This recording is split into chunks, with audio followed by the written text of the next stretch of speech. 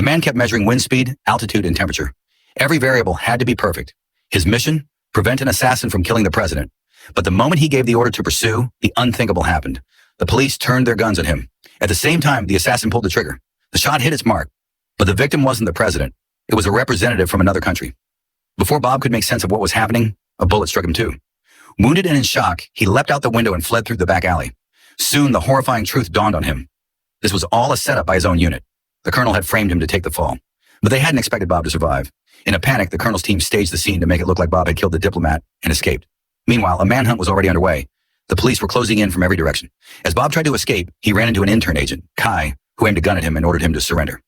Feigning compliance, Bob raised his hands, then suddenly lunged forward, taking Kai down with a swift side throw. He disarmed her and pinned her against the railing. Bob, grimly, "I didn't shoot the president. Timmons was the one." Before she could respond, Bob jumped into her car and sped away.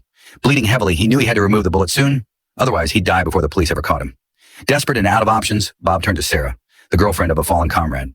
She was the only person he could still trust, and she used to be a nurse. After hours of painful surgery, Sarah finally extracted the bullet. She insisted he stay and recover for a few days. Meanwhile, Agent Kai kept replaying footage of the assassination. Something didn't add up. The ballistic report had been submitted just 22 minutes after the shooting, but at that time, all agents were still preparing to board their plane. The scene had been sealed off. No one could have entered or left. Putting the pieces together, Kai realized the ballistic data must have been fabricated in advance. Determined to uncover the truth, she sought out the officer who had shot at Bob, but her supervisor gave her grim news. The man had been assassinated the night before. Though the trail went cold, it only strengthened her suspicions. Unaware that Kai was quietly investigating, Bob decided to use her movements to his advantage, to turn the hunters into the hunted.